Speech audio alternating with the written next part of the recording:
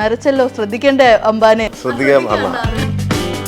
ചർമ്മം കണ്ടാൽ പ്രായം തോന്നുന്നില്ല. ഇപ്പൊ ചെയ്തോണ്ടിരിക്കുക L360 ഇങ്ങനെ ലാലേട്ടൻ്റെ ഈ പറഞ്ഞ പോലെ ഇങ്ങനെ ഒരു 4ാമത്തെ ടേക്ക് വരെ പോയി. അപ്പൊ 4ാമത്തെ ടേക്ക് പോയി ഞാൻ അങ്ങനെ ലാലേട്ടൻ്റെ അടുത്ത് പോയി പറഞ്ഞു, ലാലേട്ടാ ഒരു ടേക്കും കൂടി പോകണം. ലാലേട്ടന് മുന്നേ എന്റെ ബ്രെയിൻ പ്രോസസ് ചെയ്യുന്നതിന്റെ മുന്നേ അതങ്ങ് എടുത്തു പോകണം. ഞാൻ പറഞ്ഞില്ല സാറേ, ഒരു ഫ്രണ്ടിൽ നിന്നൊരു കമ്പനി തന്നൊക്കെ പറഞ്ഞ, പക്ഷെ നേരത്തെ ചെയ്ത് ഒന്നും ഉണ്ടാവില്ല കേട്ടോ, അതൊന്നും പ്രതീക്ഷിക്കണ്ട കേട്ടോ. ചില ക്യാരക്ടേഴ്സ് അങ്ങനെ ഇറങ്ങിപ്പോകില്ല. ഈ ദിഗംബരം ചെയ്ത് പനിയൊക്കെ പിടിച്ച് കിടന്നു പോയെന്നേ. ആ കുട്ടൻ തമ്പുരാൻ കിട്ടിയ സന്തോഷത്തിൽ ഞാനിത് കോട്ടയത്തെ എൻ്റെ കൂട്ടുകാരോടൊക്കെ പറഞ്ഞു, ഹരിഹരന്റെ സിനിമ സർഗം ഇങ്ങനെ ഒരു ക്യാരക്ടറാണ്. ആ ത്രില്ല് ഞാൻ ഈ റിഹേഴ്സലോ അല്ലെങ്കിൽ ഈ പ്രാക്ടീസോ ഒന്നും നടത്തിയില്ല. മോനെ ഞാൻ അതിനൊരു റിയാക്ഷൻ കൊടുത്തായിരുന്നു, അതിന്റെ ക്ലോസ് എടുക്കണ്ടെന്ന് ചോദിച്ചു. എന്നിട്ട് അത് എടുത്തു, അതിങ്ങനെ എടുത്തു. ഞാൻ സെക്കൻഡ് ക്യാമറ ലാൽസാറിന്റെ ക്ലോസിലാണ് വെച്ചിരുന്നത്. ആണോ? അതൊന്ന് കാണിച്ച്. അയ്യോ നന്നായി, ഇതൊരിക്കലും പിന്നീട് എനിക്ക് ചെയ്ത് തരാൻ പറ്റില്ല. ഇത്ര ഇന്റർവ്യൂ നടന്നിട്ട് ആദ്യമായിട്ട് ട്വിസ്റ്റിനെ കുറിച്ച് ചോദിച്ചതാണ്. ദൃശ്യം തിരികെ ഇറങ്ങുമ്പോൾ നൂർജഹാൻ വന്നാൽ ഞാൻ വേണേ ഇറങ്ങിയാൽ എനിക്കറിയില്ല. അയ്യോ ഇനിയിപ്പോ സാറേ എനിക്ക് വലിയ ആഗ്രഹം സാർ, സാറിൻ്റെ ഒരു സിനിമയിൽ നമുക്ക് നോക്കാം, അടുത്തതിൽ പ്ലാൻ ചെയ്യാം. പക്ഷേ നിർഭാഗ്യവശാൽ അദ്ദേഹം ആ സിനിമയോടുകൂടി നമ്മളെ വിട്ട് പോയി. ബേസിലായിട്ട് എന്ന് പറയുമ്പോഴേ നമുക്ക് ഫുള്ളി ഒരു കോമഡി ഒരു മൂഡാണ്. അങ്ങനെയാണോ? എനിക്കത്ര പേഷ്യൻസ് ഉള്ള ഒരാളല്ല, പക്ഷെ ഞാനൊരിക്കലും ദേഷ്യം കാണിക്കില്ല. അപ്പം പെട്ടെന്ന് സ്ഥിതിയായിട്ടും ചോദിച്ചു ലാൽ സാറിനോട്, അല്ല ഇത് എന്തിനാ ഇത് ഇപ്പം മൺമോൾ ഇത് കറക്റ്റ് ആയിരുന്നല്ലോ. ലാൽ സാർ അല്ല അത് കുഴപ്പമില്ല മോനെ, അതൊരു ഒന്നുകൂടെ ചോദിച്ചല്ലേ, നമുക്ക് കൊടുത്തേക്കാം. ഞാനിതൊക്കെ തന്നെ എനിക്ക് സാർ എന്താ സംഭവിച്ചെന്ന് എനിക്ക് അറിഞ്ഞുകൂടാ. കൂടെ നിന്ന ഞാൻ ആർട്ടിസ്റ്റിനെ പറയുന്നില്ല, അത് ഞാൻ മൂടൗട്ട് ആവുകയും സാറിനോട് തുറന്നു പറയുകയും ചെയ്തു. അതുകൊണ്ട് സംഭവിച്ചാണ് സാർ. കൂമനകത്ത് ആക്ച്വലി അങ്ങനെ പറഞ്ഞിട്ടുണ്ടെങ്കിൽ അതിൻ്റെ ഒരു നമ്പറായിരുന്നു.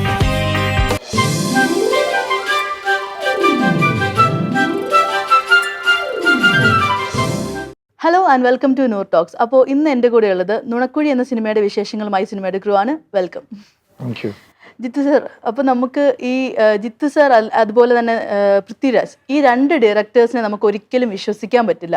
കാരണം ഇൻ്റർവ്യൂവിന് വന്നു കഴിഞ്ഞാൽ പോലും നമുക്ക് സിനിമയെ കുറിച്ചിട്ട് ഭയങ്കര ഒട്ടും ഹൈപ്പ് തരാറില്ല.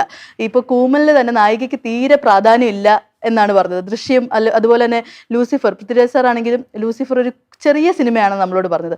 നമ്മൾ എന്താണ് ഇങ്ങനെ ഇന്റർവ്യൂവിന് നിങ്ങൾ പറ്റിക്കുന്നത്? കൂമനകത്ത് ആക്ച്വലി അങ്ങനെ പറഞ്ഞിട്ടുണ്ടെങ്കിൽ അതിൻ്റെ ഒരു നമ്പറായിരുന്നു. പക്ഷെ ബാക്കിയെല്ലാം ഹൈപ്പ് തരുന്നെന്ന് പറഞ്ഞാൽ എനിക്ക് എങ്ങനെ ഹൈപ്പ് തരാൻ പറ്റും?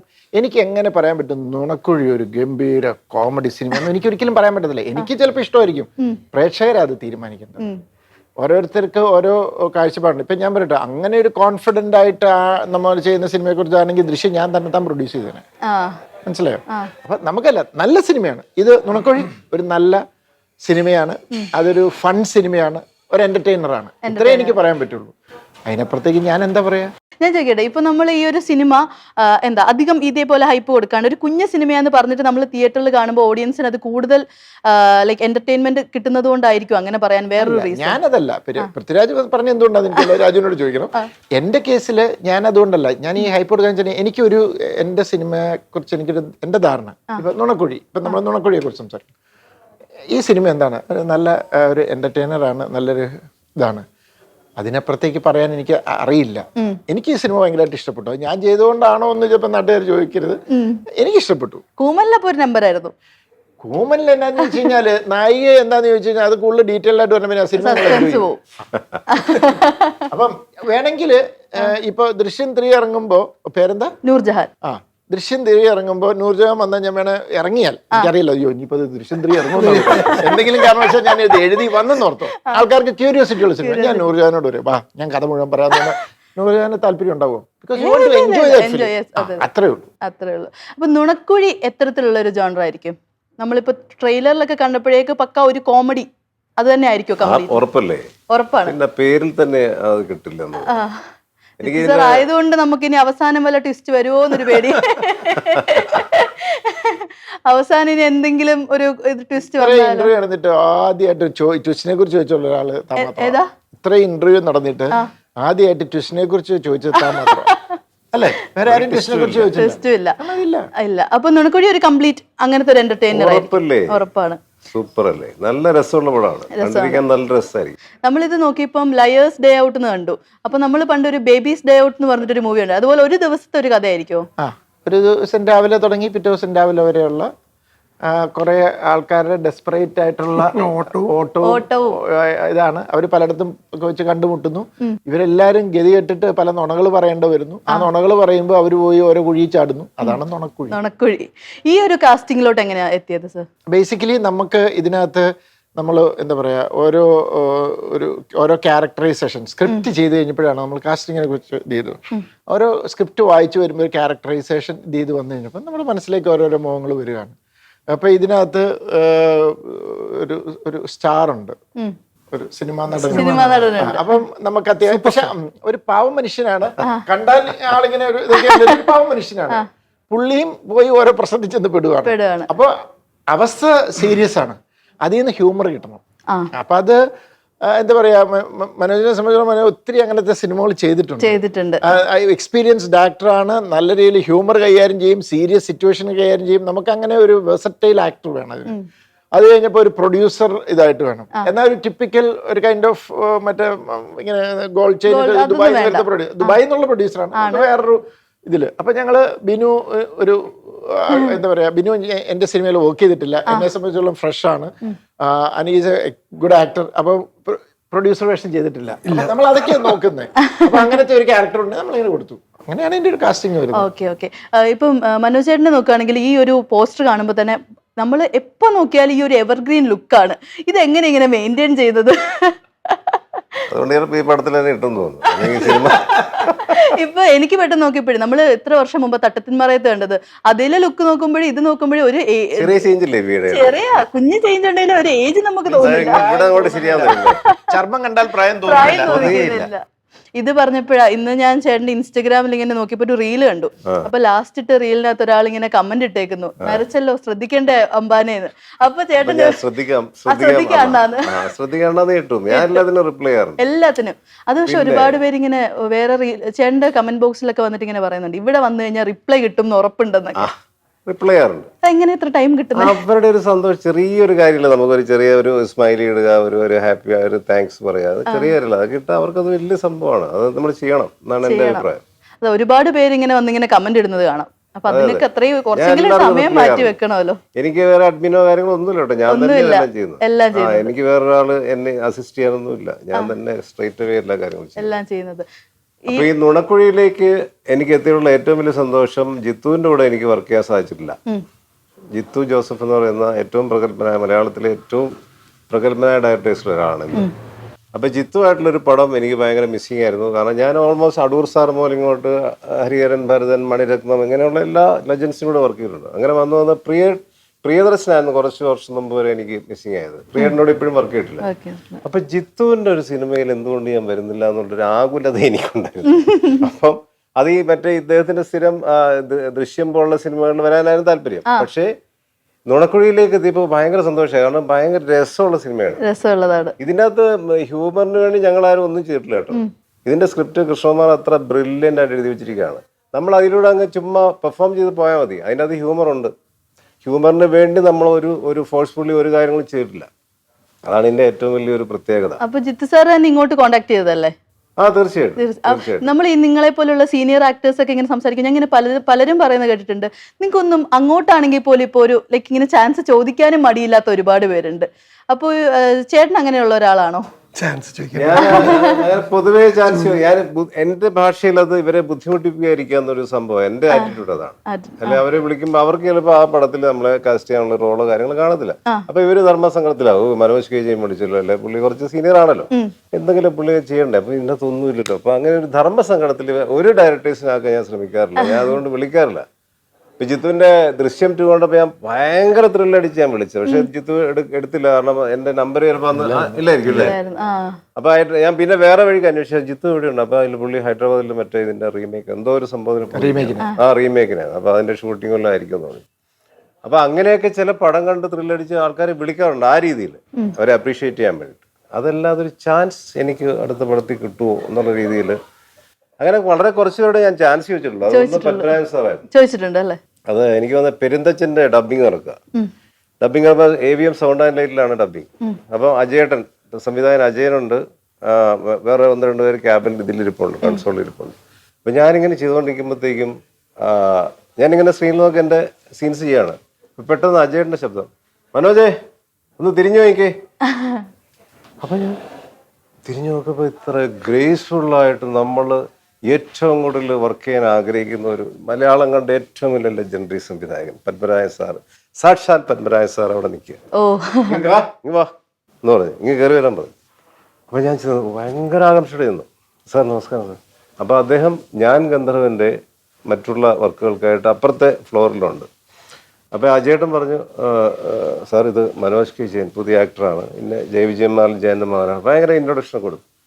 അപ്പം ഞാൻ ആ ചാടിക്കൊരു, സാറേ എനിക്ക് വലിയ ആഗ്രഹം സാർ, സാറിൻ്റെ ഒരു സിനിമയിൽ നമുക്ക് നോക്കാം, അടുത്തതിൽ പ്ലാൻ ചെയ്യാം. അപ്പോൾ ഇവർ നല്ല അഭിപ്രായം എന്നെ കുറിച്ച് പറഞ്ഞിരിക്കുന്നത്. ആ പടത്തിൽ എനിക്ക് നല്ല റോളാണ് പെരുന്തച്ചനിൽ. അപ്പം നന്നായി ചെയ്തിട്ടുണ്ടെന്നൊക്കെയുള്ളൊരു പേരുണ്ട്.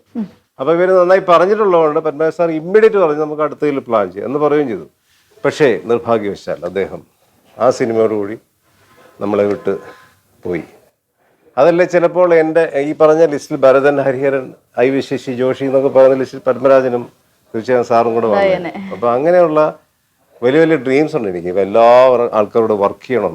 അപ്പൊ അതിൽ ഏറ്റവും ലേറ്റസ്റ്റ് ആണ് ജിത്തു ജോസഫ് എന്ന് പറയുന്ന. ഇനി ആരാണ് ആ ഒരു ലിസ്റ്റിലുള്ള ഒരു ഡയറക്ടർ? അത് ചെയ്യണം. നമ്മുടെ പുതിയ ഡയറക്ടേഴ്സിനെയൊക്കെയോ അങ്ങനെ നമ്മുടെ യൂത്ത് ആയിട്ടുള്ള ഡയറക്ടേഴ്സിനെയൊക്കെ ഞാൻ മിക്കവാറും എല്ലാവരോടും വർക്ക് ചെയ്തല്ലോ. വിനീതിനോട് അൽഫോൻസ് പുത്രൻ, വിനീത് ശ്രീനിവാസൻ, അങ്ങനെയുള്ള എല്ലാവരോടും വർക്ക് ചെയ്തു. അപ്പൊ ഡ്രീമിൽ ഇനിയുള്ളത് പ്രിയൻ സാറാണ്. അതെ, ഉടനെ ഉണ്ടാവട്ടെ. ബിനിച്ചേട്ടാ, ബിനിച്ചേട്ടൻ ഇതുപോലെ ഇത് ചാൻസസ് ഒക്കെ ചോദിച്ചിട്ടുണ്ടോ? പിന്നെ ചാൻസ് ചോദിക്കുന്നതിന് എന്താ, ചാൻസ് ചോദിക്കാണ്ട് കിട്ടൂല. ഇപ്പൊ പെട്ടെന്ന് ഓർത്തെടുക്കാൻ പറ്റുവാണെങ്കിൽ അങ്ങനെ ചാൻസ് ചോദിച്ച് കിട്ടിയ ഏറ്റവും വലിയ ലൈഫിൽ നടന്നൊരു സംഭവം എന്താ, ഒരു സിനിമ ഏതാ? ഞാൻ കുറെ പേരോട് ചോദിച്ചു വെച്ചിട്ടുണ്ട്, പലതും വിളിക്കാമെന്നും പറയാമെന്നൊക്കെ പറഞ്ഞിട്ടുണ്ട്. ഇത് ഇങ്ങോട്ട് വിളിച്ചതാണ്, ജിത്തു സാർ ഇങ്ങോട്ട് വിളിച്ചതാണ്. വിളിച്ചിങ്ങനെ ഈ ഒരു പടത്തിന്റെ കാര്യമൊക്കെ പറഞ്ഞു അവന്. അങ്ങനെ ഇപ്പൊ ബിനിച്ചേട്ടനെ കാണുമ്പോൾ തന്നെ ഇപ്പൊ നമ്മുടെ 2-3 ദിവസമായിട്ട് നമ്മൾ ഇൻസ്റ്റഗ്രാമിലായാലും വാട്സപ്പിലായാലും എല്ലാവരും സ്റ്റാറ്റസ് ഇടുന്ന ഒരു പോർഷൻ ഉണ്ട്. നമ്മുടെ സൗദി വെള്ളക്കയിൽ ചേട്ടൻ ലുക്മാനോട് പറയുന്ന ഒരു ഡയലോഗ്, ഇത്രയൊക്കെ ഉണ്ടടാ മനുഷ്യർ എന്ന് പറയുന്നത്. ചേട്ടൻ ശ്രദ്ധിച്ചിരുന്നത്? തീർച്ചയായും ഇടുന്നവർ മുഴുവൻ ടാഗ് ചെയ്തിട്ട് ഇടുന്നത്. അപ്പൊ ആ ഒരു കോണ്ടെക്സ്റ്റ് ആ സിനിമയിലും ലൈക്ക് ചേട്ടന്റെ ഭാഗത്തുനിന്ന് എന്തെങ്കിലും കോൺട്രിബ്യൂഷൻ ഉണ്ടായിരുന്നു ആ ഒരു ഡയലോഗിലെല്ലാം? ഇല്ല, അത് ടോട്ടലി തരുൺ എഴുതിയ ഡയലോഗാണ്. തരുൺ അത് ഷൂട്ട് ചെയ്യുന്ന സമയത്ത് തരുൺ പറഞ്ഞ അത്രേ ഉള്ളൂ. ജാവയില് ഭാര്യയുടെ ഒരു പോർഷൻ പറയുന്നുണ്ട്, എനിക്ക് അതിന്റെ മേലെ വേണം ചേട്ടാ എന്ന് പറഞ്ഞു. കാരണം ആ പടത്തിന്റെ ലാസ്റ്റ് സീനാണത്. വേടാ ഇത് എപ്പോഴും ഇത് ഇവിടെ തന്നെ ഉണ്ടായിരിക്കണം ഈ ഡയലോഗ് എന്ന് പറഞ്ഞു. അപ്പൊ അത് വേറെ തന്നെയായി, ഇവിടെ തന്നെ ഉണ്ട് ആ ഡയലോഗ്. ഉണ്ട്. കണ്ടിരുന്നോ ഒരു പോർഷൻ? ഇല്ല, സത്യത്തിൽ ഞാൻ കണ്ടില്ല അങ്ങനെ ഒരു പോർഷൻ. അതായത് ഇപ്പോ ഒരുപാട് പേരുടെ കമന്റ്സ് ഇങ്ങനെ വരുന്നുണ്ട്. ആ പടത്തില് ലുക്മാൻ ഒരു സമയത്ത് എന്നോട് ചോദിക്കുന്നുണ്ട്, ചേട്ടാ ഇത്രയേ ഉള്ളൂ മനുഷ്യൻ എന്ന് ചോദിക്കുന്നത്. അപ്പൊ ആ പടത്തിന്റെ അവസാനം അവൻ ചെയ്തൊരു കാര്യം ആ ഉമ്മനെ അവൻ വീട്ടിലേക്ക് കൊണ്ടുപോയി എന്നുള്ളതാണ്. ഞാൻ അവന്റെ അടുത്ത് പറയണ്ടത്, നീ അന്ന് ചോദിച്ചില്ല ഇത്രയേ ഉള്ളോ മനുഷ്യൻ, ഇത്ര കണ്ടടാ മനുഷ്യൻ. അതിപ്പോ വരാനായിട്ട് റീസൺ എന്ന് വെച്ച് കഴിഞ്ഞാൽ നമ്മുടെ വയനാട്ടിലെ ഒരു സംഭവങ്ങൾ ഒരുപാട് പേര്, ഒരു ആളിങ്ങനെ പറയുന്നുണ്ടായിരുന്നു, കുഞ്ഞുങ്ങൾക്ക് മുലപ്പാൽ വേണമെങ്കിൽ എൻ്റെ ഭാര്യ തയ്യാറാണ്, അതുപോലെ കുഞ്ഞുങ്ങളെ അഡോപ്റ്റ് ചെയ്യാൻ. അങ്ങനെ ഒരുപാട് പേരിങ്ങനെ അവരുടെയൊക്കെ കമന്റ്സ് ഇട്ടിട്ട് ശേഷം ചേട്ടൻ്റെ ഡയലോഗായിരുന്നു. അങ്ങനെയായിരുന്നു ആ ഒരു റീല് വന്നത്. അപ്പോൾ നമ്മൾ വീണ്ടും നുണക്കുഴിയിലോട്ട് വരികയാണെങ്കിൽ, ഇപ്പോൾ ചേട്ടനും ദിലീപേട്ടനുമായിട്ട് 2 മൂവീസ് ഉണ്ടായിരുന്നു, ഫുൾ ഒരു കോമഡി മൂവി. അപ്പോൾ ആ ഒരു കൈൻഡ് ഓഫ് മൂവി തന്നെ ആയിരിക്കില്ലേ ബേസിലേട്ടനും ആയിട്ടുള്ള ഈ ഒരു ഇതും? ബേസിലേട്ടൻ എന്ന് പറയുമ്പോഴേ നമുക്ക് ഫുള്ളി ഒരു കോമഡി ഒരു മൂഡാണ്. അങ്ങനെയാണോ? ആണ്. അങ്ങനെയല്ല, പക്ഷെ ഈ സിനിമയിൽ ഇത് ഇച്ചിരുമ്പോ ഈ പറഞ്ഞ പോലെ മനോജ് പറഞ്ഞ പോലെയാണ്. ഇത് കോമഡിക്ക് വേണ്ടി, ഇതിനകത്ത് സിറ്റുവേഷൻ സീരിയസ് ആണ്, അവസ്ഥയാണ്. ഈ പറഞ്ഞ ഇതിനകത്ത് ഓരോ ക്യാരക്ടറിന്റെയും ഒരു അവസ്ഥയിലൂടെ ഇവർ കാണിക്കുന്ന കുറെ അബദ്ധങ്ങളും നുണകൾ പറഞ്ഞിട്ട് അതിന്റെ ഭവിഷ്യത്തുകളും അങ്ങനെയൊക്കെ വരുമ്പോൾ ഉണ്ടാകുന്നൊരു, അതിൽ നിന്ന് വരുന്നൊരു ഓർഗാനിക് ആയിട്ടുള്ള ഹ്യൂമറിൽ അതാണ്. പിന്നെ ബേസിൽ ഒരു നല്ലൊരു ആക്ടറാണ് പുള്ളി. ഇപ്പം ഒരു സിനിമ ചെയ്ത്, ഞാൻ എൻ്റെ പേര് മറന്നുപോയി, ആ ഒരു ദുബായിൽ നിന്ന് അച്ഛൻ്റെ മൃതദേഹം കൊണ്ടുവരാനായിട്ട് വെയിറ്റ് ചെയ്യുന്ന, അതിനകത്ത് ഭയങ്കര ഹ്യൂമറൊന്നും അല്ലല്ലോ, അത് നന്നായിട്ട് ചെയ്തിരുന്നു. ബേസിക്കലി ഇവരെല്ലാം ഈ സിനിമയുടെ വേറൊരു ഇതിൻ്റെ ഇതെന്ന് പറഞ്ഞാൽ ഇതിന്റെ കാസ്റ്റിംഗ് ആണ്. നമുക്ക് കറക്റ്റ് ആയിട്ടുള്ള ആക്ടേഴ്സിനെ കിട്ടി. അതൊരു ഇത് പണ്ട് ലാലേട്ടൻ എപ്പോഴും പറയുന്ന കാര്യമുണ്ട്, ഇതങ്ങ് സംഭവിക്കുക എന്ന് പറഞ്ഞാൽ അതുപോലെ ഇതും സംഭവിച്ചതാണെന്ന് ഞാൻ വിശ്വസിക്കുന്നു. നമുക്ക് കറക്റ്റ് ഇപ്പം ഞാൻ ഈ ഞങ്ങൾ പ്ലാൻ ചെയ്ത സമയത്ത് ഈ പറഞ്ഞ പോലെ മനോജറിനെ വിളിക്കുമ്പോൾ അവിടെ അവൈലബിൾ അല്ല, എന്തെങ്കിലും എന്ത് ചെയ്യും? അങ്ങനെയൊക്കെ സംഭവിക്കാമല്ലോ. ഇതെല്ലാം ഒത്തു വരണം, ഒത്തിരി ഫാക്ടേഴ്സ് ഒത്തു വരണം. ഇതിന്റെ ഷൂട്ടിംഗ് ഇപ്പൊ എവിടെയായിരുന്നു ചേട്ടാ?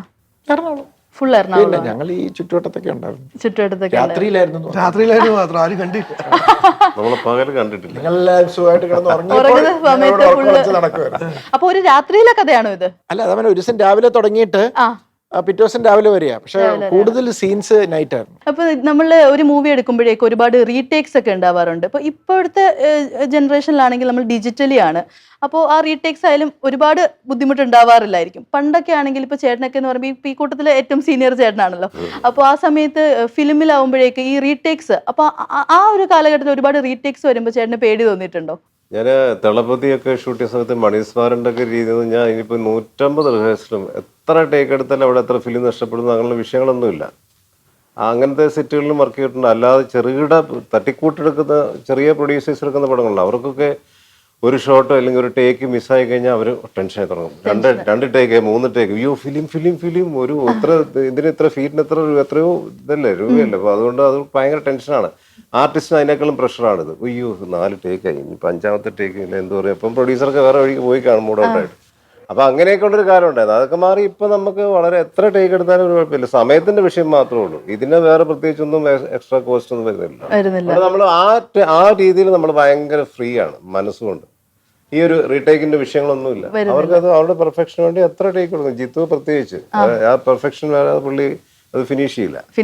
അപ്പൊ അതുകൊണ്ട് അതിന്റെ കുറച്ച് സമയം ചിലപ്പോൾ പോകുമായിരിക്കും.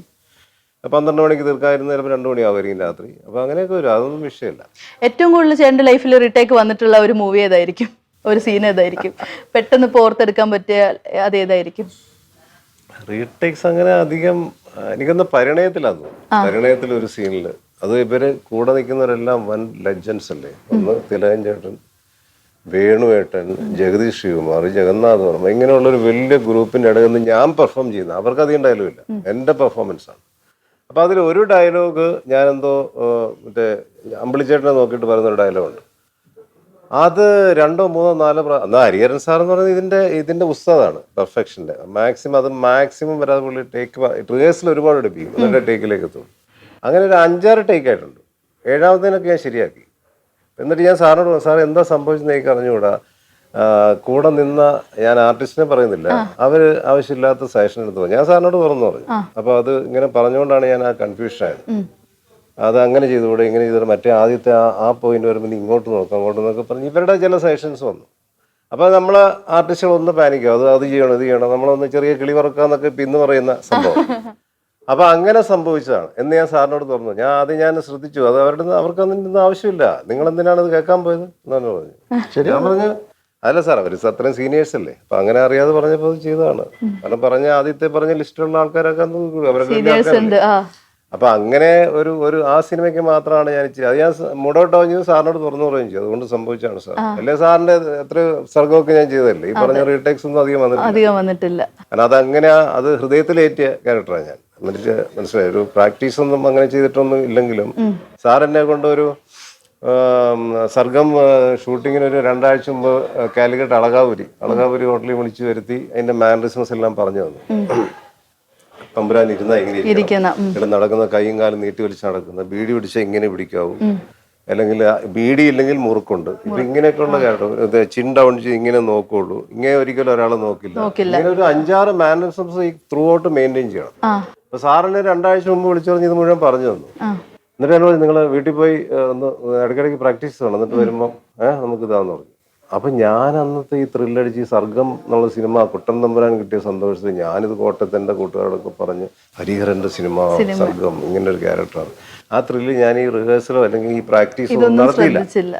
ഞാനവിടെ ചെന്നു നിന്നപ്പോഴാണ് ആദ്യത്തെ ഷോട്ട് എന്ന് പറയുന്നത് ഒരു പടിവാതിൽ സർഗം കണ്ടതാണോ, ഇറങ്ങി വന്നിട്ട് ഒരു തുപ്പവിടെ തുപ്പിയിട്ട് അവിടെ പോയി നിന്നിട്ട് വേണോട്ടം വരും. എന്നിട്ട് സംഭാരം എന്താ എടുക്കണ്ട, വെള്ളം വേണോ എന്നൊക്കെ ചോദിക്കുന്നത്. ഒന്നും വേണ്ട, ഹരിയെ വിളിക്കാൻ വന്നാണ്, തെക്കേ മഠത്തിനൊന്ന് കാണണം എന്ന് പറയുന്ന ഷോട്ടാ എന്റെ ഫസ്റ്റ് 2ാമത്തെ ടേക്കിൽ ഓക്കെ. പ്രാക്ടീസ് ഇല്ലേ ഞാൻ ചെയ്തു സാർ. സംഭവിച്ചത്. അപ്പൊ അത് എവിടുന്നോ ഒരു മാജിക് പോലെ എന്റെ എന്റെ ഹൃദയത്തിലേക്ക് ആ ക്യാരക്ടർ കയറി. Character അതായിരിക്കും അത് സെക്കൻഡ് ടേക്കിലും ഓക്കെ. അങ്ങനെ അധികം ഒരു 1-2 റിഹേഴ്സൽ എടുത്തു ടേക്ക്. പിന്നീട് ത്രൂ ഔട്ട് മൂവിക്ക് റിഹേഴ്സലിന്റെ ആവശ്യം വന്നിട്ടില്ല. ഒന്നും വന്നിട്ടില്ല. എന്റെ ചെറുപ്പം അഭിനയിക്കുന്ന മറ്റേ റോഷൻ ബിജിലി കുട്ടൻ ചെറുപ്പകാലം ഇപ്പൊ എന്റെ സീൻസ് കുറെ എടുത്തു കഴിഞ്ഞു. അപ്പൊ അപ്പോഴാണ് റോഷൻ ബിജിലി വരുന്നത്. അപ്പം സാറ് പറഞ്ഞു, മനോജേ തന്റെ ചെറുപ്പം അഭിനയിക്കുന്ന പയ്യൻ വന്നിട്ടുണ്ട്, അവൻ അവിടെ നിൽപ്പുണ്ട്, ഇപ്പൊ ഫ്രീ അല്ലേ? ഞാൻ ഫ്രീ ആണ് സാർ. അവനെന്താ ഈ മാനറിസംസ് മുഴുവൻ പഠിപ്പിക്കും. സാർ എന്നെ അങ്ങ് ഏൽപ്പിച്ചു. എന്നിട്ട് ഞാൻ വരാൻ പറ്റത്തോടെ നടത്തും. അങ്ങനെയല്ല, കാല് നച്ചോടെ നീട്ടി വലിച്ചോടൊക്കെ എല്ലാം ഞാൻ പഠിപ്പിക്കായിരുന്നു. അപ്പൊ ഞാൻ പിന്നെ അതിന്റെ അകത്തൊരു മാസ്റ്ററായി കുട്ടൻ തമ്പുരാനില്. ഈ കുട്ടൻ തമ്പുരാൻ എന്താ ഈ മൂവി കഴിഞ്ഞിട്ട് അതിന്റെ ഒരു ഇമ്പാക്ട് ഉണ്ടായിരുന്നു ആ മാനറിസം? കുറച്ച് ദിവസത്തേക്ക് ദിവസത്തേക്കൊന്നുമല്ല, കുറച്ച് നാളത്തേക്ക് ഉണ്ടായിരുന്നു. അത് അങ്ങനത്തെ ഒരു ക്യാരക്ടറാണ്. ഞാൻ ഏതോ ഒരു വീഡിയോ കണ്ടിട്ടുണ്ട്, എന്തോ ഒരു ഇതിനകത്ത് പോകുമ്പോൾ ആൾക്കാർ കുട്ടൻ തമ്പുരാനെ വിളിക്കുന്ന ആൾക്കാർ ഭയങ്കരമായിട്ട് അത് രജിസ്റ്റർ ചെയ്ത് നമ്മളെങ്ങനെ ചില ക്യാരക്ടേഴ്സ് അങ്ങനെ ഇറങ്ങി പോകില്ല. ഈ ദിഗംബരൻ ചെയ്തതുപോലെ എനിക്ക് പനിയൊക്കെ പിടിച്ച് കിടന്നു പോയെന്ന് ഞാൻ. പിന്നെ ദിഗംബരൻ ചെയ്തപ്പോ ഞാൻ ചെന്നൈയിലെ താമസം ആ സമയത്ത്. പിന്നെ ഷൂട്ടിംഗ് കംപ്ലീറ്റ് കഴിഞ്ഞ് ഞാൻ അവിടെ ചെന്ന് എനിക്ക് ഒരുമാതിരി പനി, രാത്രിയാകുമ്പോ ഒരുമാതിരി പനി. നമ്മുടെ ഷൂട്ട് ഫുള്ള് കഴിഞ്ഞു, എല്ലാം കഴിഞ്ഞു കുറെ ദിവസത്തേക്ക്. ഇതിന്റെ ഭയങ്കരമായ ഹിറ്റും അതിന്റെ സന്തോഷങ്ങളൊക്കെ അറിയിച്ചുകൊണ്ട് പല കോൾസ് ഒക്കെ എനിക്ക് വരുന്നുണ്ട്. പക്ഷെ എനിക്ക് ഫോൺ എടുക്കാൻ പോലും പറ്റും, സംസാരിക്കാൻ വയ്യ. അത് ഒരു വല്ലാത്ത ക്യാരക്ടറല്ലേ അത്. ക്യാരക്ടറാണ്, നമ്മളെ ബാധിക്കും, കുറച്ചൊക്കെ ബാധിക്കും. അങ്ങനെ ഒരു 2 ആഴ്ചയോളം കിടപ്പുമായി പോയി. അതിന്റെ പ്രൊമോഷൻ, അന്നും പ്രൊമോഷന്റെ ഈ പരിപാടികളൊക്കെ ഇത്രയും വിപുലമായിട്ടായില്ലെങ്കിലും ഉണ്ട്. അതിനൊക്കെ എന്നെ വിളിക്കുന്നുണ്ട്. ഞാൻ പറഞ്ഞില്ല, നിർത്തിയില്ല, പനിയാണ്, കിടപ്പാണ്, ഞാൻ ഒന്നിനും വരാൻ പറ്റില്ല. ഷൂട്ടിംഗ് ടൈമിലല്ല, ഷൂട്ടിംഗ് കഴിഞ്ഞിട്ട് കംപ്ലീറ്റ് കഴിഞ്ഞ് വീട്ടിലെത്തിയതിനു ശേഷം. അതെന്തായിരിക്കും അതിന്റെ റീസൺ? അത് അങ്ങനത്തെ ഒരു ക്യാരക്ടറാണ്. നിങ്ങൾ സിനിമ കണ്ടില്ലേ? അതെ അതെ അതെ. അല്ല, നമ്മളിപ്പോ ഷൂട്ടിംഗ് ടൈമിലാണെങ്കിൽ നമുക്ക് ഊഹിക്കാം, പക്ഷെ ഷൂട്ടിംഗ് കഴിഞ്ഞിട്ട് എന്തായിരിക്കും, എല്ലാം കഴിഞ്ഞിട്ട് ആ ഒരു വയ്യാഴിക. ഷൂട്ടിംഗ് സമയത്ത് എന്നാ ഫുൾ ടൈം കോമഡിയും ഈ പറഞ്ഞ അതിനകത്ത് കാണുന്ന സീൻസില് യാതൊരു സീരിയസ്നെസ് ഒരു ഷോട്ട് കഴിഞ്ഞാൽ ഞങ്ങൾക്കില്ല. വന്നിരുന്ന ചുമ്മാ പാട്ടായി, ബഹളായി, കോമഡിയായി. മണിയമ്പല രാജേട്ടനുണ്ടല്ലോ, ഫുൾ ടൈം രസമായിരുന്നു. പൃഥ്വിരാജ്, ഞങ്ങളെല്ലാരും കൂടെ ഭയങ്കര രസമായിരുന്നു ആ സീൻ. ഇതെല്ലാം കഴിഞ്ഞിട്ട് പോയിട്ടാണ് ഇതുണ്ടായത്. അപ്പൊ ഈ ഒരു മാനറിസത്തിന്റെ കാര്യം പറഞ്ഞല്ലോ, ഇപ്പൊ കുട്ടൻ തമ്പുരാനാണെങ്കിലും ദിഗംബരനാണ്, അത് കഴിഞ്ഞിട്ടുള്ള മൂവീസ് ചെയ്യുന്ന സമയത്ത് ഈ മാനറിസം കയറി വന്നിട്ട് ഒരിക്കലും ചെയ്യാൻ പാടില്ല. ഇതിന്റെ ഒരു സെക്കൻഡ് പാർട്ട് വന്നാൽ പോലും എനിക്ക് താല്പര്യമില്ല. അനന്തഭദ്രം സെക്കൻഡ് പാർട്ട് എന്നൊക്കെ പറഞ്ഞ് പലരും വളരെ ആകാംക്ഷയോട് പറയുന്നുണ്ട്. പക്ഷെ ഞാനത് ചെയ്യണം, എനിക്ക് അന്നത്തെ ആ ഊർജ്ജത്തോട് ചെയ്യാൻ പറ്റുമെന്ന് എനിക്ക് ആ കോൺഫിഡൻസ് ഒന്നുമില്ല. അതൊക്കെ ഇതിന് അത്യാവശ്യം ഒരു പേരുണ്ട് ആ പടത്തിന്, ആ ക്യാരക്ടറിന്റെ പേരുണ്ട്. അതവിടെ നിലനിർത്തുന്നതാണ്. സെക്കൻഡ് പാർട്ട് ചെയ്തിട്ട് അത് കുളവാക്കണ്ടെന്നല്ലേ എന്റെ ബിൻചേട്ടൻ ഇതേപോലെ റീടേക്സ് ഒക്കെ ഉണ്ടായിട്ടുണ്ട് ഒരുപാട്? ഏറ്റവും കൂടുതൽ ലൈക്ക് കേൾക്കുമ്പോ പേടി തോന്നുന്ന റീടേക്സ് ആണോ അതോ കോമഡി ആയിട്ട് പോയതാണോ? അല്ല, അഭിനയിച്ച് തുടങ്ങിയ സമയത്ത് സഖാവിലൊക്കെ ഒരുപാട് ഡയലോഗ്സും കാര്യങ്ങളുണ്ട്. ഞാൻ ഇവനെ നന്നായിട്ട് നിർത്തിയിട്ടുണ്ട്. അത് ഇതുമാതിരി 7-8 ഒന്നല്ലേ, ഇനി അതൊരു 18 ഉണ്ട്. 18 പ്രാവശ്യം പോയിരുന്നു ആ ടേക്ക്. കാരണം എനിക്കത് എന്തോ ശരിയാവുന്നില്ല. ഞാനാണെങ്കിൽ എനിക്കന്ന് നിവിൻ ഇപ്പുറത്ത് ഓപ്പോസിറ്റ് ഭയങ്കര സ്റ്റാറാ. ഞാൻ നിന്നിട്ട് ഞാൻ നിവിൻ പോളിനെയാണ് അവിടെ നിർത്തുന്നത് എന്നുള്ളത് ഉള്ളിൽ കയറി. പിന്നെ ഡയലോഗ് ഒന്നും വരുന്നില്ല, കംപ്ലീറ്റ് തെറ്റാൻ തുടങ്ങി. തെറ്റി കുറെ കഴിഞ്ഞപ്പോ സിദ്ധാർത്ഥ വിളിച്ച് മാറ്റി നിർത്തി കുറച്ചു നേരം ഒന്ന് വർത്താനൊക്കെ പറഞ്ഞു. പിന്നെ ശരിയായി. ഇതിപ്പോ രണ്ടും നമ്മൾ ആക്ടേഴ്സിന്റെ പെർസ്പെക്റ്റീവിലാണ് കേട്ടത്. ഡയറക്ടറിന് ഇതുപോലെ ആക്ടേഴ്സ് ഒരുപാട് റീടേക്സ് എടുക്കുമ്പോൾ ദേഷ്യം വരാറുണ്ടോ എപ്പോഴെങ്കിലും? ഓരോരുത്തരുടെ ക്യാരക്ടർ അനുസരിച്ചിരിക്കും. ചിലർ ഭയങ്കര പേഷ്യൻസ് ഉള്ള ഒരാളാണെങ്കിൽ ഇത് വരും. എനിക്ക് അത്ര പേഷ്യൻസ് ഉള്ള ഒരാളല്ല, പക്ഷെ ഞാൻ ഒരിക്കലും ആ ദേഷ്യം കാണിക്കില്ല. കാരണം വെച്ചാൽ നമുക്ക് ഇങ്ങനെ 1, 2, 3, 4, 5 ഒന്നിനുമല്ല, ഒത്തിരി പോയാൽ നമ്മൾ കുറച്ച് കഴിയുമ്പോൾ അപ്സെറ്റ് ആകാൻ തുടങ്ങും. പക്ഷെ ഞാൻ ഒരിക്കലും കാണിക്കാറില്ല. പക്ഷെ അങ്ങനെയുള്ള സിറ്റുവേഷൻസ് എനിക്ക് വളരെ റെയറായിട്ട് കാണും. തമിഴിൽ തമ്പിയൊക്കെ ചെയ്തപ്പം അങ്ങനെയൊക്കെയുള്ള സിറ്റുവേഷൻ വന്നപ്പം അങ്ങനെയൊക്കെ ഉണ്ടായി. അല്ലെങ്കിൽ അതത്രയും പ്രശ്നമല്ല. പിന്നെ എനിക്ക് പറഞ്ഞാൽ ഓരോരുത്തരും അതിന് ഇപ്പോൾ ഇന്നാൾ ഒരു ഇതിനകത്ത് ലാൽ സാറിൻ്റെ ഒരു ഇത് പറഞ്ഞ, ലാൽ സാർ ഇതുപോലെ 1, 2 ടേക്ക് ഒരു ഇത് കഴിഞ്ഞപ്പോൾ നന്നായിട്ട് ഒരു സീൻ പർട്ടിക്കുലർ ഇങ്ങനെ പെർഫോം ചെയ്തപ്പോൾ ശ്രദ്ധിക്കാനും അപ്പുറം ഉണ്ടായിരുന്നു. അപ്പോൾ ഡയറക്ടർ എല്ലാം ഓക്കെയാണ്, ശ്രദ്ധിക്കാനും പിന്നെ നന്നായിട്ട് ചെയ്തിട്ടില്ല എന്ന് പറഞ്ഞു. അത് കഴിഞ്ഞപ്പം ഡയറക്ടർ പറഞ്ഞു എല്ലാം ഇത് പറഞ്ഞിട്ട് പറഞ്ഞു 1 more എന്ന് പറഞ്ഞു. അപ്പം പെട്ടെന്ന് ശ്രദ്ധിക്കേട്ടൻ ചോദിച്ചു ലാൽ സാറിനോട്, അല്ല ഇത് എന്തിനാ ഇത് ഇപ്പം 1 more, ഇത് കറക്റ്റായിരുന്നല്ലോ. അപ്പം ലാൽ സാർ പറഞ്ഞു, അല്ല അത് കുഴപ്പമില്ല മോനെ, അതൊരു ഒന്നുകൂടെ ചോദിച്ചല്ലേ, നമുക്ക് കൊടുത്തേക്കാം, ഞാനിതൊക്കെ തന്നെ എനിക്ക് ഇനിയും ചെയ്യാൻ പോകുന്നത്.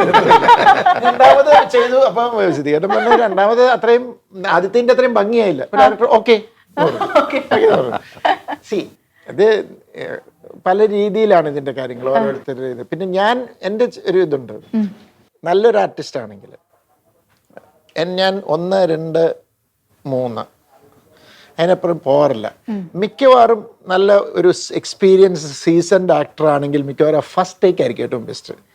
കാരണം എനിക്ക് തോന്നുന്നത്, എനിക്കറിയില്ല, ഞാനൊരു ചിലർ പറഞ്ഞു കേട്ടിട്ടുണ്ട്, 1 കഴിഞ്ഞ് 2 കഴിഞ്ഞ് 3ലേക്ക് പോകുമ്പോൾ ഇത് എന്തിനാണ് ഇത് കോൺഷ്യസ് ആകാൻ തുടങ്ങും. എവിടെയാണ് ഇതിന്റെ പ്രശ്നം? അവർ ടേക്ക് പറഞ്ഞു, ഒരു ടേക്ക് കൂടെ പറഞ്ഞു, ചിലപ്പോൾ അതിനകത്ത് വന്ന് റീസൺ പറയും, അല്ലെങ്കിൽ ഇങ്ങനെ പറയും. പക്ഷെ ഇതെങ്ങനെ റെക്ടിഫൈ ചെയ്യാം, ഇത് ചെയ്യാം, പ്രോബ്ലം ആവും. അതുപോലെ എനിക്ക് തോന്നിയിട്ടുണ്ട്, നമ്മൾ ചിലപ്പോൾ ഇങ്ങനെ ആർട്ടിസ്റ്റ് വന്നിട്ട് ഇങ്ങനെ നോക്കിയിട്ട് ഇങ്ങനെ മൂവ് ചെയ്യണം എന്നൊക്കെ പറഞ്ഞു കഴിയുമ്പോൾ പിന്നെ അതിനു വേണ്ടിയിട്ട് കോൺഷ്യസ് ആവും. ഞാൻ അതുകൊണ്ട് ഈ അഭ്യാസത്തിന് ഇങ്ങനെ കഴിയും, അൺലെസ് ആ മൂവ്മെന്റിനോ ഇതിനോ എന്തെങ്കിലും പ്രത്യേകതകളുണ്ടെങ്കിൽ അവരുടെ എല്ലാവർക്കും അവരുടെ മൂവ്മെന്റ് ഇല്ലേ, ആ മൂവ്മെന്റിൽ അങ്ങ് പോകുന്നതായിരിക്കും. അപ്പൊ അവർ കംഫർട്ടബിൾ ആയിരിക്കും, കുറച്ചുകൂടെ നാച്ചുറൽ ആവും. അത് 3 ടേക്ക് കഴിയുമ്പോഴേക്ക് ഭയങ്കര മെക്കാനിക്കൽ ആവും. പിന്നെ അത് കോൺഷ്യസ് ആവുന്ന മാത്രമല്ല, നമ്മൾ ഭയങ്കര എന്താ പറയാ, ഇങ്ങനെ ടേപ്പ് ചെയ്ത മാതിരി ആ കാര്യം പറയും, നമ്മൾ തിരിയും. അങ്ങനെ ഒരു റോബോട്ടിക് മൂവ്മെന്റിലേക്ക് ആണെങ്കിലും അങ്ങനെ ആയിപ്പോ അല്ലേ, ആയിപ്പോവും. പിന്നെ തീർച്ചയായിട്ടും അല്ല, ഇത് എന്തിനാന്ന് പറയുന്ന ഒരു സാധനം ഉണ്ടല്ലോ. ഈ ഇപ്പൊ ചെയ്തോണ്ടിരിക്കുന്ന L360 ഇപ്പൊ ലാലേട്ടൻ്റെ ഈ പറഞ്ഞ പോലെ ഇങ്ങനെ ഒരു 4ാമത്തെ ടേക്ക് വരെ പോയി. അപ്പൊ 4ാമത്തെ ടേക്ക് പോയി ഞാൻ അങ്ങനെ ലാലേട്ടൻ്റെ അടുത്ത് പോയി പറഞ്ഞു, ലാലേട്ടാ ഒരു ടേക്കും കൂടി പോകണം. ആദ്യം ഒരു ഫോക്കസ് ഔട്ടാണ്, ഫസ്റ്റ് ടേക്കിൽ ഫോക്കസ് ഔട്ട് പ്രശ്നമായി. 2ാമത്തത് ഒരു പാസിങ് കറക്റ്റ് ആയില്ല, അപ്പം അത് കണ്ടിന്യൂറ്റി അടിച്ച്. 3ാമത് പോയപ്പം ഡയറക്ടർക്ക് ആദ്യത്തെ 2 ടേക്ക് ഉള്ളത് വന്നില്ല, ഒരു ടേക്കും കൂടി പോകാന്ന് പറഞ്ഞപ്പം ലാലേട്ടന് മുന്നേ എൻ്റെ ബ്രെയിൻ പ്രോസസ്സ് ചെയ്യുന്നതിൻ്റെ മുന്നേ അതങ്ങ് എടുത്തു പോകണം. ഇപ്പം ഞാനത് മനസ്സിലാക്കി എന്താണ് ഞാൻ ചെയ്യാൻ പോകുന്നത്. ഞാൻ മെക്കാനിക്കലായിട്ട് അതങ്ങനെ റിപ്പീറ്റ് ആദ്യം നാച്ചുറലി വരുന്നതാണ്. ഇതിപ്പോ ഷൂട്ട് ചെയ്യുന്ന തലയിൽ ഇങ്ങനെ മനസ്സിലാക്കി ഞാൻ എന്താ ചെയ്യാൻ പോകുന്നത് നമ്മളെ മനസ്സിനെ നമ്മളോട് പറയല്ലോ. നമ്മള് റിപ്പീറ്റ് ചെയ്യും, കറക്റ്റായിട്ട് റിപ്പീറ്റ് ചെയ്യും, എവിടെയും തെറ്റൂല, ഒന്നും ഉണ്ടാവില്ല. പക്ഷെ അതിന് ആ ഫസ്റ്റത്തെ വന്ന ഒരു ഫ്ലോ അല്ലെങ്കിൽ അതിന്റെ ഒരു ബ്യൂട്ടി ഉണ്ടാവില്ല. ഞാനിത് ദൃശ്യം ചെയ്ത് കഴിഞ്ഞപ്പം അന്ന് ലാൽ സാർ അവിടെ ഡൈനിങ് റൂം സീനൊക്കെ വന്നപ്പോൾ അന്ന് 2 ക്യാമറയാണ്. അപ്പം 2 ക്യാമറ വെച്ചിട്ട് ആ സമയത്തൊന്നും എല്ലാവരും ഒന്നും മൾട്ടി ക്യാം വർക്ക് ചെയ്യുന്നില്ല. ഞാൻ മെമ്മറീസ് തൊട്ട് തന്നെ മൾട്ടി ക്യാം. അപ്പം ഈ 2 ക്യാമറയിൽ വർക്ക് ചെയ്ത് ഇങ്ങനെ ചെയ്ത് കഴിഞ്ഞപ്പം ലാൽ സാറ് ഷോർട്ട് എടുത്ത് വൈഡ് എടുത്തു ഇത് ഇങ്ങനെ പോയി. അപ്പൊ 2ാമത്തെ ക്യാമറ ആരുടെ കഷത്തിന്റെ ഇടയിൽ കൂടെ വെച്ചേക്കുന്നത് തെളിയിട്ടിട്ട്. അപ്പോൾ ഇതെല്ലാം ഷൂട്ട് ചെയ്ത് കുറച്ച് ഇത് കഴിഞ്ഞു. പിന്നെ മോനെ ഞാൻ അതിനൊരു റിയാക്ഷൻ കൊടുത്തായിരുന്നു, അതിന്റെ ക്ലോസ് എടുക്കണ്ടേന്ന് ചോദിച്ചു. എന്നിട്ട് അത് എടുത്തു, അതിങ്ങനെ എടുത്തു. ഞാൻ 2nd ക്യാമറ ലാൽ സാറിന്റെ ക്ലോസിലാണ് വെച്ചിരുന്നത്. ആണോ, അതൊന്ന് കാണിച്ച്. എന്നിട്ട് അപ്പം സ്പോട്ട് എഡിറ്റർ കൊണ്ടു കാണിച്ചു. അയ്യോ നന്നായി, ഇതൊരിക്കലും പിന്നീട് എനിക്ക് ചെയ്ത് തരാൻ പറ്റില്ല. അതൊരു ഫാക്ട്, സത്യമാണ്. ഞങ്ങൾ ദൃശ്യം 2 ചെയ്തപ്പം അതിനകത്ത് ഇവർ രണ്ടുകൂടെ കള്ളു കുടിക്കുന്ന ഒരു സീനുണ്ട്. നമ്മുടെ ദിനേശ് പ്രഭാകർ 3 മിനിറ്റാണ് ആ സീൻ. അപ്പൊ 2 സൈഡിൽ നിന്ന് ഇങ്ങനെ, കാറിന്റെ സൈഡിൽ നിന്ന് ഇങ്ങനെ 2 ആക്സസ് വെച്ചു. എന്നിട്ട് സ്ക്രിപ്റ്റ് സീൻ കൊടുത്തു. അപ്പൊ ഇവരിങ്ങനെ വെച്ചു, മോനെ ഇതെവിടം വരെയാ? ഞാൻ പിന്നെ പോകുന്നിടത്തോളം പോട്ടെ. അങ്ങനെ ഇങ്ങനെ നോക്കി, ഞാൻ പിന്നെ ലാലേട്ട പോകുന്നിടത്തോളം അങ്ങ് പോട്ടെ, നമുക്കത് ഇടയ്ക്ക് വെച്ചാൽ. അപ്പൊ അവർ ഫുള്ള് വായിച്ചു, ഇങ്ങനെ ഒന്ന് റിഹേഴ്സൽ ചെയ്തു, ആക്ഷൻ പറഞ്ഞു. കട്ട് പറഞ്ഞത് സീൻ കഴിഞ്ഞപ്പോഴാണ് 3 മിനിറ്റ് ഒറ്റ സ്ട്രെച്ചിനങ്ങ് പോയി. ഇത് 2 കൂടെ ഞാൻ കണ്ടിട്ട് എനിക്കങ്ങ് ഇതായി. പിന്നെ എനിക്കൊരു നമ്മളുടെ ഒരു ഡയറക്ടർ ഇതിനുണ്ടല്ലേ, ഒരു ഫ്രണ്ട് കൂടെ ഒരു കമ്പൈൻഡ് വേണ്ടേ എന്നുള്ളൊരു ഫീലിംഗ്. മറ്റേത് ഒരു കമ്പൈൻഡ് ആണ്, പക്ഷെ വേറെ രീതിയിലുള്ള കമ്പൈൻഡ്. ഞാൻ മനസ്സിലായി സാറേ, ഒരു ഫ്രണ്ടിൽ നിന്നൊരു കമ്പൈൻഡ് തന്നൊക്കെ പറഞ്ഞു, പക്ഷെ നേരത്തെ ചെയ്ത് ഒന്നും ഉണ്ടാവില്ല കേട്ടോ, അതൊന്നും പ്രതീക്ഷിക്കണ്ട കേട്ടോ. അങ്ങനെ പെർഫോം ചെയ്ത് പോകുമ്പോ രസമാണ്. തന്നെ നമ്മൾ പ്രതീക്ഷിക്കാത്ത എന്ന് പറഞ്ഞാൽ ജെന്യുവൻ ആയിട്ടുള്ള റിയാക്ഷൻസ് വരും, ബിഹേവ് ചെയ്യുന്ന പോലെ അങ്ങ് പോകും. അതാണ് അതിന്റെ ഗുണം. അത് നേരിലും ഉണ്ടായിരുന്നു 4 ക്യാമറയിലാണ്. അതായത് അവിടെ ലാലേട്ടൻ അവിടെ ക്രോസ് ചെയ്യുമ്പോൾ ഇവിടെ സിദ്ദിഖേട്ടൻ ഇരിക്കുക കേട്ടിട്ടുണ്ട്. സിദ്ദിഖേട്ടനിലൊരു ക്യാമറയുണ്ട്. ഒരു ക്യാമറ ജഡ്ജിയുടെ പെർസ്പെക്റ്റീവിൽ നിന്ന് ഓഡിയൻസിന്റെ മറ്റേ അവിടെ ഇരിക്കുന്ന ആൾക്കാരുടെ റിയാക്ഷൻ, ഇതെല്ലാം വെച്ചിട്ട് ഒന്നിച്ചങ്ങ് റോൾ ചെയ്യുക, ഒരു ഡ്രാമ പോലെ. അത് എത്ര മിനിറ്റ് ആയിരുന്നു? അല്ല, അത് മിനിറ്റിന്റെ അല്ല, അതും ഇതുപോലെ ചോദിച്ചു കഴിയുമ്പോൾ അതൊക്കെ ഒരു സീൻ എന്നൊക്കെ പറഞ്ഞ 18-20 പേജാ. അപ്പൊ സിദ്ദിഖേട്ടൻ പറയും ഇവിടെ വരെ മതി എന്നൊക്കെ പറയും. പക്ഷെ അതുകൊണ്ടുള്ള ഗുണം എന്ന് വെച്ച് കഴിഞ്ഞാല് ഇവിടുത്തെ ചോദ്യോത്തരത്തിന്റെ ഈ പറഞ്ഞ പ്രോസിക്യൂഷൻ അല്ല മറ്റേ ഡിഫൻസിന്റെ വക്കീലിന്റെ റിയാക്ഷൻ ഒക്കെ വളരെ ജെന്യുവൻ സാധനം കിട്ടുന്നത്. അപ്പൊ സിദ്ദിഖേട്ടനും പറഞ്ഞു, ഇതൊരിക്കലും നമുക്ക് ഇങ്ങനെ ഒരു കൈ വെച്ചിട്ട് ശരിയാവത്തില്ല. നല്ല എന്നാൽ സീസൺഡ് ആക്ടർ ആയിരിക്കണം, പുതിയ ആൾക്കാരെ വെച്ചിട്ട് അത് പറ്റത്തില്ല. അതാണ്. അപ്പൊ എന്തായാലും നമ്മുടെ നുണക്കുഴി എപ്പോഴേക്കായിരിക്കും റിലീസ് ആവുന്നത്? ഓഗസ്റ്റ് 15. ഓഗസ്റ്റ് 15. അപ്പൊ റിലീസിന് മുമ്പ് നമ്മുടെ പ്രേക്ഷകരോട് എന്താ പറയാനുള്ളത്? മൂന്നാളും. തീർച്ചയായിട്ടും ഇതൊരു നല്ല ഒരു ഫാമിലി എൻ്റർടൈനറാണ്. നിങ്ങൾ വന്ന് ഒരു 2-2.5 മണിക്കൂർ തിയേറ്ററിൽ ഇരുന്ന് നിങ്ങൾ രസിച്ചു പോകും എന്ന് തന്നെയാണ് ഞങ്ങളുടെ വിശ്വാസം. നിങ്ങൾ തിയേറ്ററിൽ തന്നെ വന്ന് കാണുക, അതിൻ്റെ എന്താ പറയുക, അത് എൻജോയ് ചെയ്യുക. സെയിം ലൈക്ക് ഫാമിലി പടമാണ്, ഹ്യൂമറാണ്, ത്രൂ ഔട്ട് കോമഡി ഉണ്ട്, ഒരുപാട് ആർട്ടിസ്റ്റുകളുണ്ട്. സോ ലൈക്ക് ഇപ്പം എന്താ പറയുക, വീട്ടിലിരുന്ന് മുഷിഞ്ഞാണ് തിയേറ്ററിൽ വന്ന് ടിക്കറ്റ് എടുത്ത് പടം കാണാൻ എൻജോയ് ചെയ്യുക. നമ്മൾ ഏറ്റവും കൂടുതൽ ആഗ്രഹിക്കുന്ന കാര്യമല്ലേ മനുഷ്യൻ, നമുക്ക് ചിരിക്കാൻ. ഏറ്റവും കൂടുതൽ ചിരിക്കാൻ എവിടെയൊക്കെ സാധ്യത അതൊക്കെ നമ്മൾ അന്വേഷിച്ച് പോകുന്ന ആൾക്കാരാണ്. അപ്പോൾ ഒരു സിനിമയാണെങ്കിൽ അത് നുണക്കുഴി ഉറപ്പാണ്. നിങ്ങൾക്ക് ത്രൂ ഔട്ട് സിനിമ കണ്ട് ചിരിക്കാനുണ്ട്. ഇടയ്ക്കൊന്നും നിങ്ങൾ ചിരിപ്പിക്കാതിരിക്കുകയില്ല, അല്ല ചിന്തിക്കാനോ വീട്ടിൽ പോയി ചിന്തിക്കാനോ ഉള്ള യാതൊരു സാധ്യതയില്ല. ഇത് ചിരിച്ച് നിങ്ങൾക്ക് മറിഞ്ഞ് നല്ല സുഖസുന്ദരമായിട്ട് നല്ല സിനിമ കണ്ട് ആബാലവൃദ്ധം ജനങ്ങൾക്കും കാണാൻ പറ്റുന്ന സിനിമയാണ്. അത് എല്ലാവരും പിന്നെ വലിയ ലോജിക് ഒന്നും നോക്കണ്ട, വലിയ ഫാക്ടറാണ്. ലോജിക്ക് നോക്കാൻ നമ്മൾ ചിരിക്കാനുള്ള സംഭവം. ഫൺ. അപ്പൊ എന്തായാലും അടിപൊളി ഒരു മൂവി ആവട്ടെ. All the best. Thank you.